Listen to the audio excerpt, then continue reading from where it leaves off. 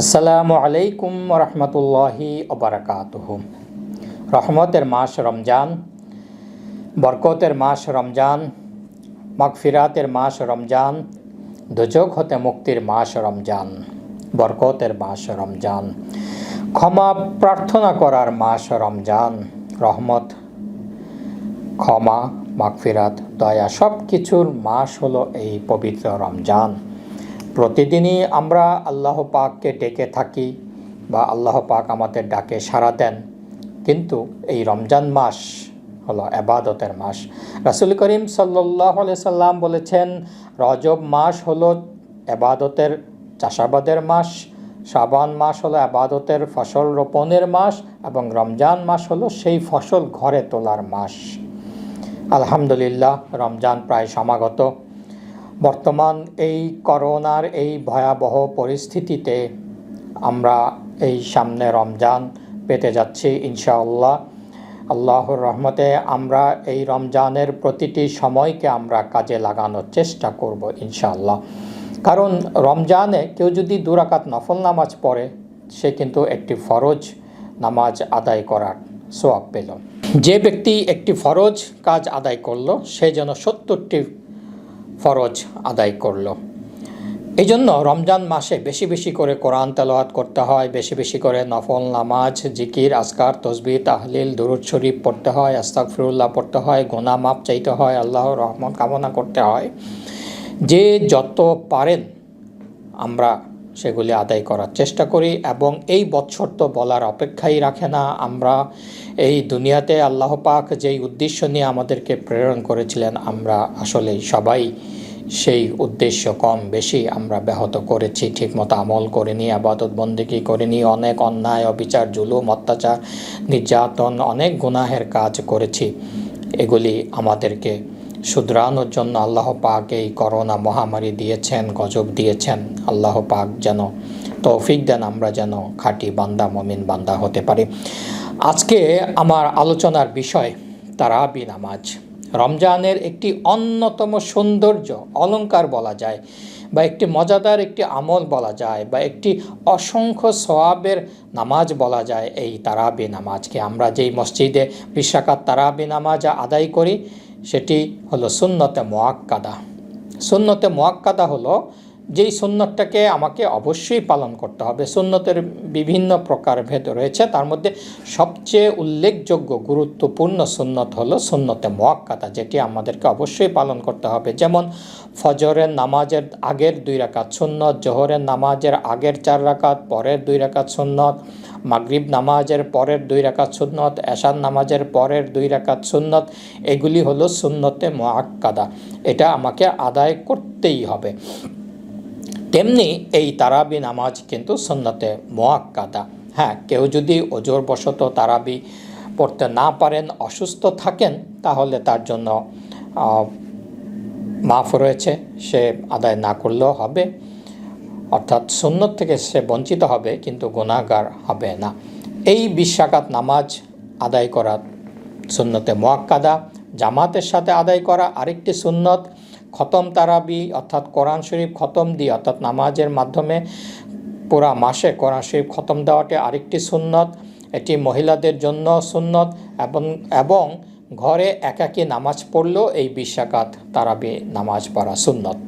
তারাবি নামাজের যে কত ফজিলত তা বলে শেষ করা যাবে না। সংক্ষিপ্তভাবে আমি 2টি ফজিলতের কথা বলছি। এটি মুসলিম শরীফের 2য় খণ্ডে উল্লেখ রয়েছে। যে ব্যক্তি সওয়াবের নিয়তে তারাবি নামাজ আদায় করবে, তার অতীতের সকল গুনাহ মাফ করে দেওয়া হবে। সুবহানাল্লাহ, আলহামদুলিল্লাহ, কত একটি খুশির খবর। অর্থাৎ আমরা এই জীবনে যত গুনাহ করেছি, অর্থাৎ বান্দার হক ছাড়া, এই তারাবি নামাজ যদি আমরা আদায় করতে পারি, তাহলে অতীতের সকল গুনাহের মুক্তি পেয়ে যাব ইনশাআল্লাহ আমরা। নাসাই শরীফের 1ম খণ্ডে আরেকটি হাদিসে বলা হয়েছে, রাসূল করিম সাল্লাল্লাহু আলাইহি সাল্লাম বলেন, আল্লাহ পাক তোমাদের জন্য রোজাকে ফরজ করে দিয়েছেন এবং আমি তারাবি অর্থাৎ রাতের বেলা তারাবিকে সুন্নত করে দিয়েছি।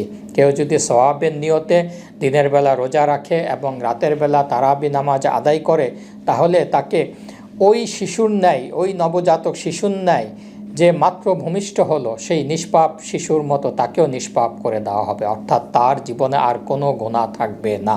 এটি কিন্তু আমাদের জন্য বিরাট একটি খুশ নসিব। একটি হাদিসে রাসূল করিম সাল্লাল্লাহু আলাইহি সাল্লাম বলেছেন যে তার জন্য হতভাগা আর কেউ নেই যে রমজান মাস পেয়েও গুনাহ মাফ করাতে পারল না।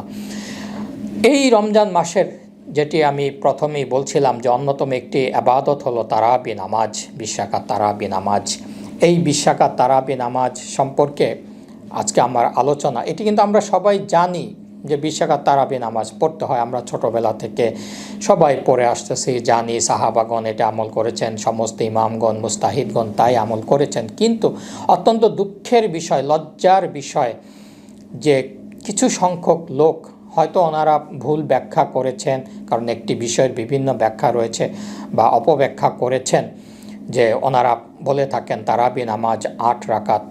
এটি কিন্তু সহি নয়, এটি কিন্তু শুদ্ধ নয়। তারাবি নামাজ 20 রাকাত, 20 রাকাত, 20 রাকাত। এখন আসুন আমরা একটু বিস্তারিত আলোচনা করি, যেন আমাদের মাঝে কোনো ফেতনা ফাসাদ ঝগড়া বিভেদ না থাকে। অনেক এলাকায় দেখা যায় যে এই তারাবি নামাজ 8 রাকাত নাকি 20 রাকাত, এটা নিয়ে মারামারি লেগে যায়, ঝগড়া ফেসাদ লেগে যায়। অথচ দেখা যায় যে সে হয়তো ঠিকমতো রোজাই রাখলো না, ঠিকমতো নামাজই আদায় করলো না, কিন্তু তারাবি নামাজ 8 রাকাত বলে বলে একটা ফেতনা ফাসাদ সৃষ্টি করে দিচ্ছে সমাজে, ইসলাম ধর্মের মাঝে।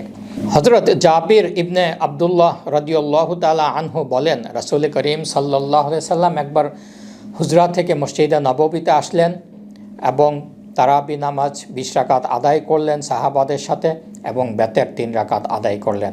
এই হাদিসটি রয়েছে তারিখু জুরজান হামজা সাহমি রহমতুল্লাহ আলাইহি, পৃষ্ঠা 1317, হাদিস নং 575।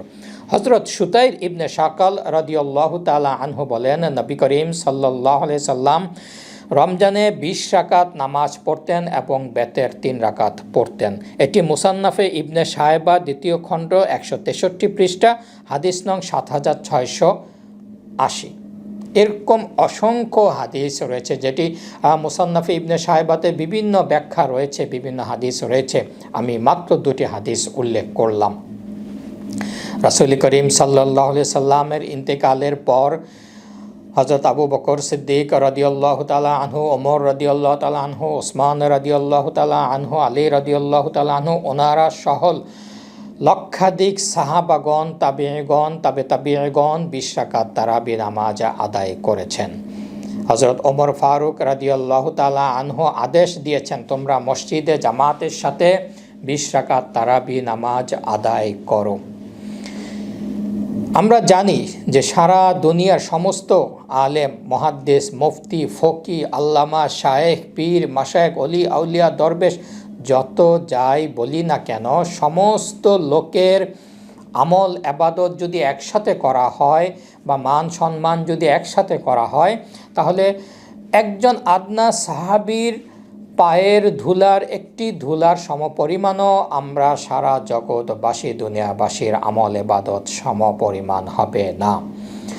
সেই বিখ্যাত সাহাবাগণ, যারা জান্নাতের সুসংবাদপ্রাপ্ত সাহাবাগণ, ওনারা 20 রাকাত তারাবি নামাজ আদায় করে গেছেন এবং আদায় করতে বলেছেন।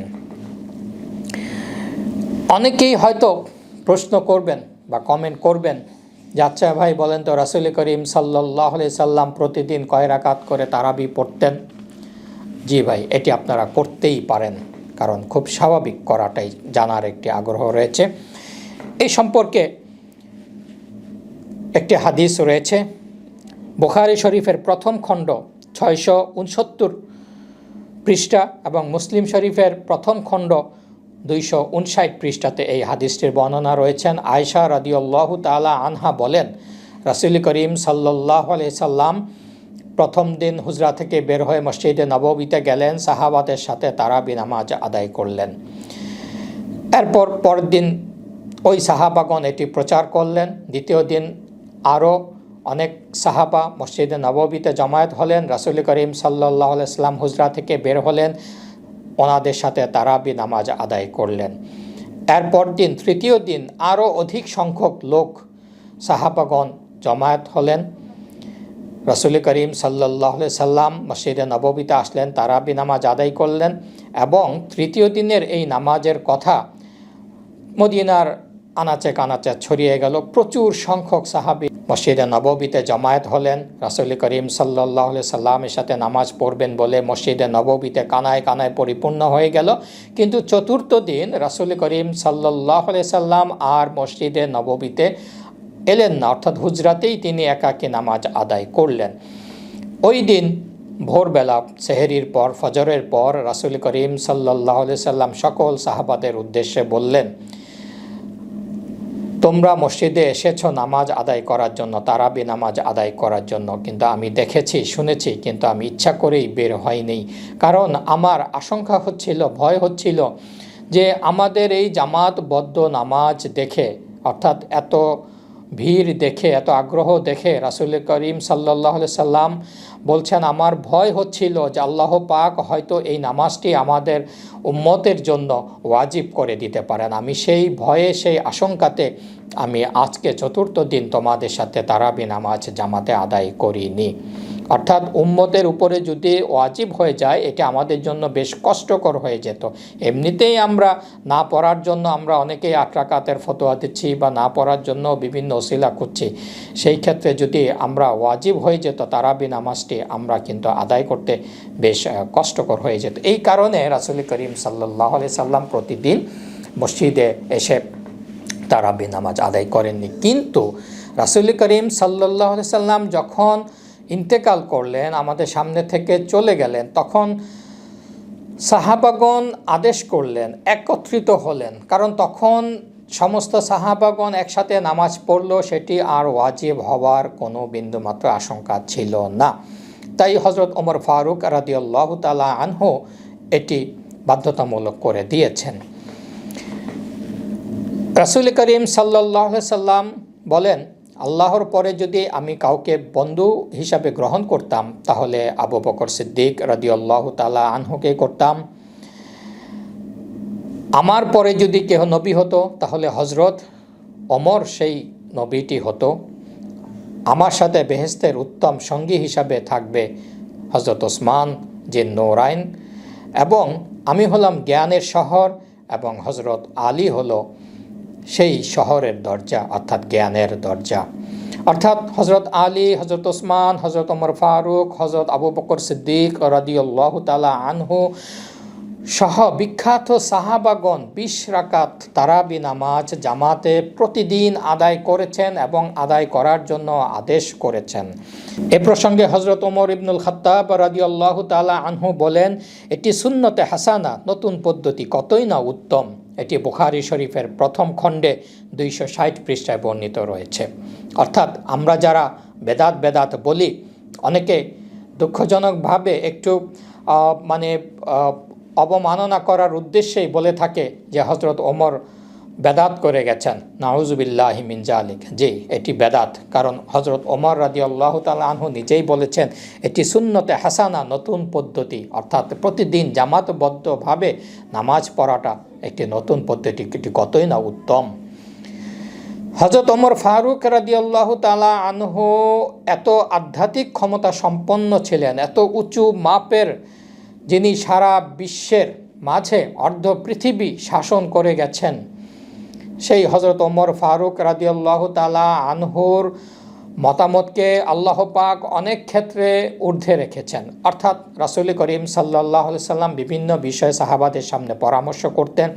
সেই ক্ষেত্রে হযরত ওমর ফারুক রাদিয়াল্লাহু তাআলা আনহু যেই পরামর্শটি দিতেন বা যেই বুদ্ধিটি দিতেন, আল্লাহ পাক সেইটির উপরেই, সেইটি বাস্তবায়ন করার জন্য রাসূল করিম সাল্লাল্লাহু আলাইহি সাল্লামের উপরে ওহী নাজিল করতেন। এরকম প্রায় 20টি জায়গায়, অর্থাৎ ওহী আসার আগেই হযরত ওমর ফারুক রাদিয়াল্লাহু তাআলা আনহু সেটি জানতেন এবং সেটি বুঝতে পারতেন, এবং সেই মতে রাসূল করিম সাল্লাল্লাহু আলাইহি সাল্লামকে উনি পরামর্শ দিতেন এবং আল্লাহ পাক সেই অনুযায়ী ওহী নাজিল করতেন। সেই এত বড় সাহাবা, ওনারা 20 রাকাত তারাবির উপরে আমল করে গেছেন, 20 রাকাত তারাবি নামাজ পড়তে আদেশ করেছেন, আর আমরা এখন ফতোয়াবাজি শুরু করেছি 8 রাকাত তারাবি নিয়ে। এটি খুবই একটি দুঃখজনক বিষয়। অর্থাৎ আমরা বোঝাতে চাচ্ছি যে আমরা রাসূলের সুন্নত ওমর ফারুক রাদিয়াল্লাহু তাআলা আনহু, আবু বকর সিদ্দিক রাদিয়াল্লাহু তাআলা আনহু, হযরত ওমর, আলী, যত বিখ্যাত সাহাবা রাদিয়াল্লাহু তাআলা আনহুগণ রয়েছেন, ওদের চেয়ে আমরা বেশি বড় আল্লামা হয়ে গেছি, বেশি বড় মুফতি হয়ে গেছি, বেশি বড় শায়েখ হয়ে গেছি, বেশি বড় মুহাদ্দিস, মুফতি, মুফাসসির হয়ে গেছি, বেশি পীর আউলিয়া বুজুর্গ হয়ে গেছি।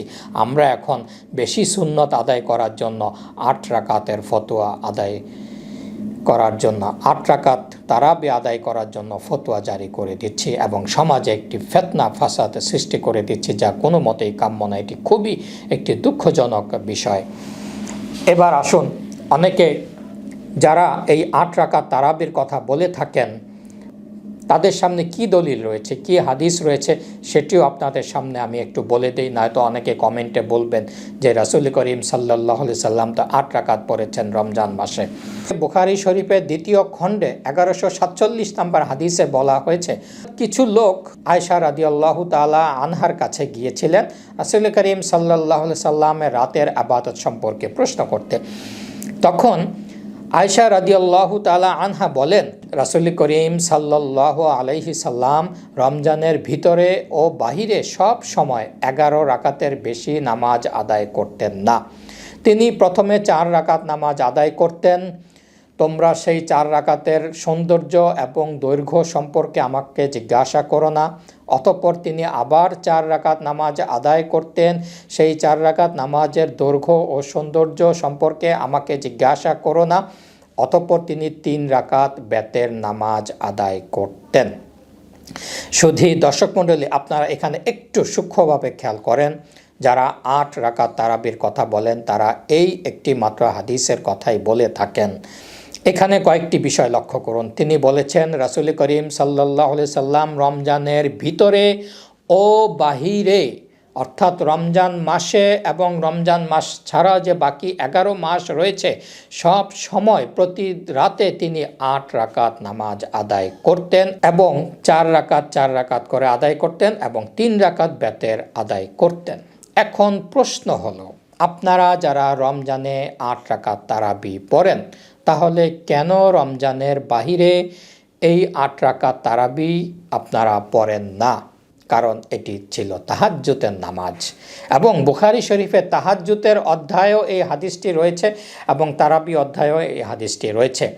তবে সমস্ত মুফাসসিরগণ, মুহাদ্দিসগণ, সাহাবাগণ ঐক্যমত্য পোষণ করেছেন যে এই 8 রাকাত যেটি রমজানের ভিতরে এবং রমজানের বাহিরে, এটি তাহাজ্জুদের নামাজ ছিল। ধরে নিলাম তর্কের খাতিরে যে এটি তারাবি নামাজের কথা বলা হয়েছে, তাহলে আপনাদের উচিত, আমাদের সকলের উচিত, ঈদের দিন থেকে, অর্থাৎ ঈদের চাঁদ উঠলে কিন্তু আমরা আর তারাবি পড়ি না, কিন্তু এই হাদিস অনুযায়ী যেহেতু রাসূল করিম সাল্লাল্লাহু আলাইহি সাল্লাম রমজানের বাহিরেও 8 রাকাত করে পড়তেন, তাহলে আমাদের কিন্তু প্রতিদিন এই 8 রাকাত তারাবি পড়া উচিত সারা বছর। এইবার দ্বিতীয় পয়েন্টে আসি, 4 রাকাত করে আদায় করতেন।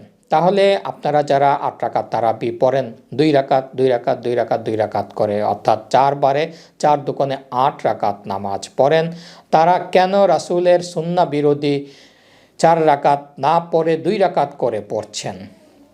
3 নাম্বার আরেকটি গুরুত্বপূর্ণ পয়েন্ট, যারা এই 8 রাকাত তারাবির কথা বহুল প্রচার করেন, তারা কিন্তু আরেক দিকে 1 রাকাত তারাবি নামাজ আদায়ের কথা বলে থাকেন। তাহলে সেই হিসাবে রাসূল করিম সাল্লাল্লাহু আলাইহি সাল্লামের নামাজ পড়ার কথা ছিল 9 রাকাত, অর্থাৎ তারাবি 8 রাকাত আর বেতের 1 রাকাত। কিন্তু এখানে সুস্পষ্ট একদম ক্লিয়ার ভাষায় রয়েছে, এখানে যারা বেতের নামাজ 1 রাকাতের কথা বলেন তারা কেন 3 রাকাত পড়েন না? অর্থাৎ এখানে আমি আবারও বলি, রমজানের ভিতরে ও বাহিরে আপনারা বাহিরে সেই আমলটি করেন না। রাসূল করিম সাল্লাল্লাহু আলাইহি সাল্লাম 4 রাকাত করে পড়েছেন, আপনারা 2 রাকাত করে পড়ছেন। রাসূল করিম সাল্লাল্লাহু আলাইহি সাল্লাম 3 রাকাত বেতের পড়েছেন, আপনারা 1 রাকাত পড়ছেন। এই হাদিসটি সম্পূর্ণভাবে নিশ্চিতভাবে বলা যায় এটি তাহাজ্জুদের নামাজ, যেটি রাসূল করিম সাল্লাল্লাহু আলাইহি সাল্লাম প্রতি রাতে রমজানের বাহিরে ও তিনি আদায় করেছেন, কিন্তু আমরা এটি করি না। অতএব আপনারা এই দয়া করে আল্লাহর ওয়াস্তে এই ভুল অপব্যাখ্যাটি আপনারা জাতির সামনে দিবেন না এবং বিভ্রান্ত করবেন না। আপনাদের এই 8 রাকাতের ফতোয়া পেয়ে অনেক জায়গায় বেশ ফিতনা ফাসাদের সৃষ্টি হচ্ছে। অনেক জায়গায় দেখা যাচ্ছে কোনো লোক হয়তো ঠিকমতো রোজা রাখছে না, নামাজই পড়ছে না, সেও 8 রাকাতের পক্ষে বা বিপক্ষে বলতে গিয়ে ফিতনা ফাসাদ সৃষ্টি করছে। অনেক জায়গায় মারামারি ঝগড়াঝাটি তৈরি হচ্ছে, যা কোনো মতেই কাম্য হতে পারে না। দয়া করে আল্লাহর রাস্তায় আপনারা এটি করবেন না। শুধু দর্শক মণ্ডলী, আমি এতক্ষণ যা বলতে চেয়েছি আপনারা হয়তো আশা করি বুঝতে পেরেছেন। সমস্ত সাহাবাগণ 20 রাকাত তারাবি নামাজ আদায় করেছেন।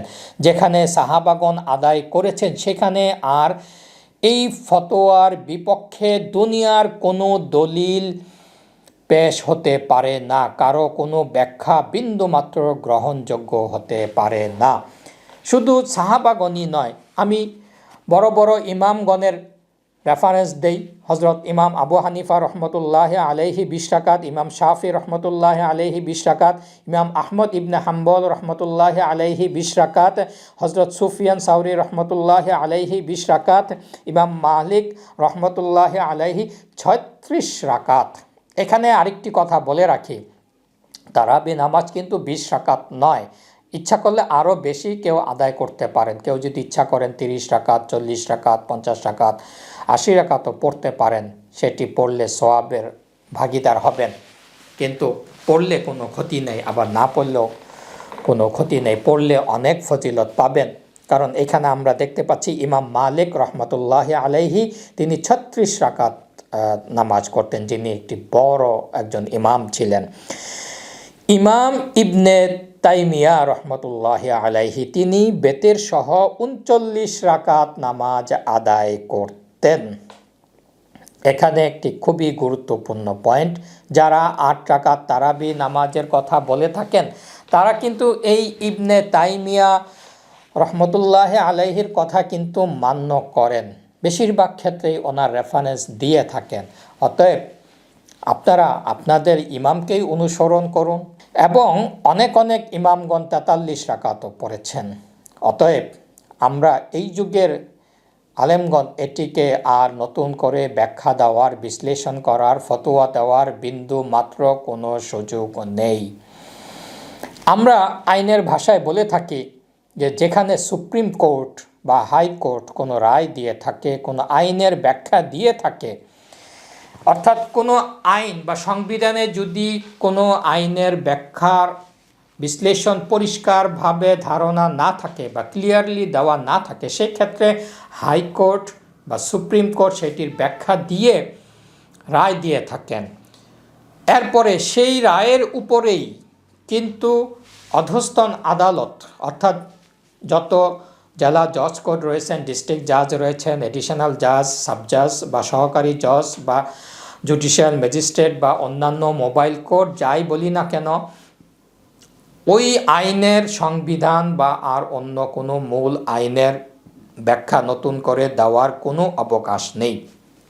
অর্থাৎ সেই আইনের উপরে হাইকোর্ট যেই ব্যাখ্যা দিয়ে, যেই বিশ্লেষণ দিয়ে রায়টি দিয়েছেন, অধস্তন আদালতের উপরেও সেই রায়টি অবশ্যই কার্যকরী হবে, অর্থাৎ তাদেরকে সেটিও অনুসরণ করতে হবে। তেমনি আমরা বর্তমান জগতের যত আলেম, মুহাদ্দিস, মুফতি, শায়েখ, আল্লামা, মুহাদ্দিস, পীর, বুজুর্গ, যার কথাই শুনি না কেন, হ্যাঁ ওনাদের কথা আমরা শুনবো, মানবো, জানবো, কিন্তু যেখানে হজরত ওমর ফারুক রাদিয়াল্লাহু তাআলা আনহুর মতো উচ্চ ক্ষমতা সম্পন্ন সাহাবী আদেশ করে গিয়েছেন, নির্দেশ দিয়ে গেছেন, তোমরা 20 রাকাত তারাবি নামাজ আদায় করো মসজিদে জামাতের সাথে, সেখানে আর অন্য কোনো মুহাদ্দিস, মুফতি, পীর বুজুর্গের কথা আমাদেরকে আর সামনে আনার দরকার নেই। রেফারেন্স হিসাবে আমরা অবশ্যই সাহাবাদের আমলকেই অনুসরণ করব, কারণ ওনারা রাসূল করিম সাল্লাল্লাহু আলাইহি সাল্লামের অতি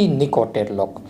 অতএব যেখানে রাসূল করিম সাল্লাল্লাহু আলাইহি সাল্লাম 20 রাকাত পড়েছেন, সাহাবাগণ 20 রাকাত পড়েছেন, তাবেঈগণ 20 রাকাত পড়েছেন, তাবেঈগণ পড়েছেন, তারপরে ইমামগণ পড়েছেন, মুস্তাহিদগণ পড়েছেন, বড় বড় পীর বুজুর্গ ওলামা মাশায়েখগণ তো এখনও পড়ে যাচ্ছেন, আমরা সেই আমলটি করে যাব ইনশাআল্লাহ। অতএব আমি আশা করি যারা আমার দর্শক আছেন আপনারা এটি বেশি করে প্রচার করার চেষ্টা করবেন, এবং আমলের কথা যত বলা যায়, আপনার আমার একটি কথায় যদি একটি লোক 20 রাকাত কেন, যদি আরও বেশি তারাবি নামাজ আদায় করে, তাহলে সেই লোকের সেই তারাবি নামাজের সওয়াব কিন্তু আমরাও পাবো, আপনিও পাবেন। অতএব কাউকে কোনো আমলে নিরুৎসাহিত করবেন না।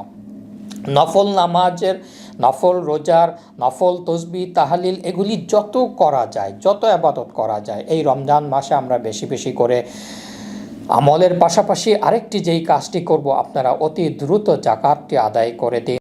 যদিও জাকাত যে কোনো সময় দেওয়া যায়, তবে আমরা সাধারণত রমজান মাসে দিয়ে থাকি।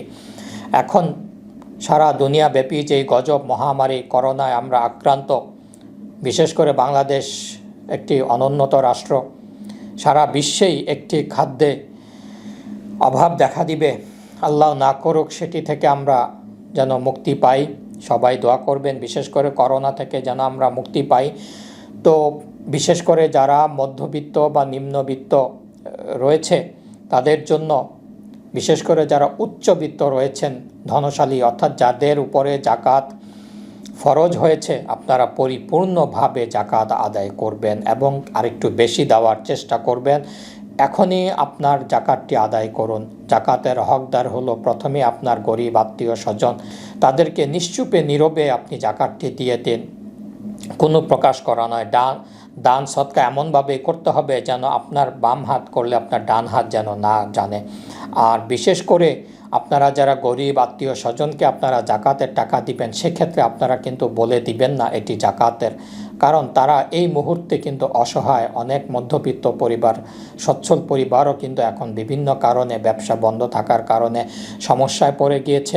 আপনারা জাকাতটি আদায় করবেন, সহানুভূতিশীল হবেন, অন্যান্য খোঁজ খবর নেবেন জাকাত ছাড়াও তাদেরকে দান করলে, কারণ এই রমজান মাসে যত দান সদকা করা যায়, কারণ হাদিস শরীফে রয়েছে তোমরা যদি আল্লাহর ক্রোধকে প্রশমিত করতে চাও তাহলে বেশি বেশি করে দান সদকা করো, কারণ আল্লাহ পাক মহান রব্বুল আলামিন কিন্তু আমাদের উপরে সন্তুষ্ট নয়, অসন্তুষ্ট হয়ে অনেক ধৈর্য ধরে আল্লাহ পাক কিন্তু আমাদের উপরে এই করোনা মহামারী দিয়েছেন, যেন আমরা শুধরে যাই। আল্লাহ পাক যেন আমাদের তওবাকে কবুল করে নেন। আর বিশেষ করে রমজানের সময় দোয়া কবুলের অন্যতম একটি স্থান বা সময় হলো আপনার বাসায় ইফতারির সময়। অর্থাৎ আপনি বাসায় যখন ইফতারি করবেন তার আগ মুহূর্তে 5 মিনিট 10 মিনিট আগে আপনি ইফতারির সামনে নিয়ে বসে থাকবেন। সেই মুহূর্তে আল্লাহ পাক কিন্তু দোয়া কবুল করে নেন সহজে। প্রথমেই দোয়া করে নেবেন আল্লাহ পাক যেন আমাদেরকে ক্ষমা করে দেন এবং আমাদের এই ইফতারির উসিলায়, রমজানের উসিলায়, রোজার উসিলায়, তারাবির উসিলায়, কোরআন খতমের উসিলায়, তাহাজ্জুদের উসিলায়, আবাদত বন্দেগীর উসিলায় আমাদেরকে ক্ষমা করে দিয়ে এই করোনা মুক্তি দিয়ে দেন এই সারা বিশ্ব থেকে। আল্লাহ পাক যেন এটি এই রমজান মাসেই উঠিয়ে নিয়ে যান। আল্লাহ পাকের কাছে আমরা নিঃস্বার্থভাবে আত্মসমর্পণ করে ক্ষমা চাচ্ছি। আল্লাহ পাক আমাদের যেন তওবা কবুল করে নেন। আপনারা সবাই একে অপরের জন্য যাদের নাম মনে আসে নাম ধরে ধরে দোয়া করবেন, সবাইকে যেন আল্লাহ পাক হেফাজত করেন। আপনারা বেশি বেশি করে এই করোনা উপলক্ষে, রমজান মাস উপলক্ষে দান সৎকা করবেন। আর আরেকটি আমি অনুরোধ করব, আমরা দেখতে পাচ্ছি অনেকেই একসাথে জড়ো করে একটু হয়তো নিজের নামটি প্রকাশ করার জন্য আমরা ব্যানার করছি, পোস্টার করছি, এটা সেটা করে লোক জমায়েতও করছি, করে আমরা দান সৎকার করছি। না, এভাবে করবেন না। দানটি আপনি যত গোপনভাবে করতে পারেন ততই ভালো, কারণ আপনি যাকে দান এই মুহূর্তে দান করছেন, এটিকে আপনারা দান বা ত্রাণ না বলে আপনারা গিফট বা হাদিয়া বলতে পারেন, যে রমজান মাস উপলক্ষে আপনাকে হাদিয়া দিলাম বা গিফট করলাম।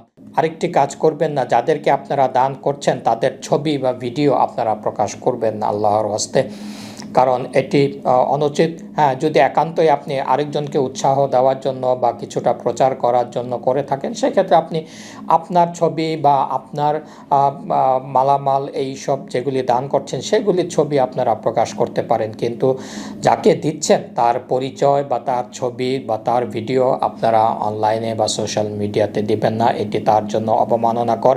আর এটি করতে গেলে আপনার উদ্দেশ্য ব্যাহত হবে। অর্থাৎ একদিকে আপনি তার উপকার করেছেন, ঠিক আছে, কিন্তু এর বিনিময়ে যে আপনি আল্লাহর ক্রোধকে প্রশমিত করবেন সেটি কিন্তু আর হচ্ছে না। কারণ আপনি একটা রিয়া চলে আসতে পারে যে আপনি দেখানোর উদ্দেশ্যে দান করছেন। এটি যেন না আসে, গোপনে যতটা সম্ভব গোপনে দান করে দিবেন।